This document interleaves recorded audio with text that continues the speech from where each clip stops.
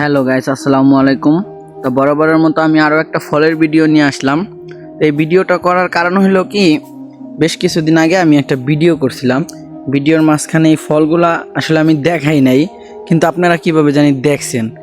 দেখার পরে আমাকে অনেকে প্রশ্ন করছেন যে ভাইয়া এটা কি ফল, এই ফলটা তো আমরা চিনি না। আসলে এটা বাংলাদেশের চেনার কথাও না, এটা বাংলাদেশের কোনো ফল না, এই জন্য আপনারা চেনেন না। সচরাচর এটা বাংলাদেশে পাওয়া যায় না। আপনার অবশ্য নেটে সার্চ করলে দেখতে পারবেন এই ফলটা। এটা হলো আপনার একটা ব্লুবেরি ফল।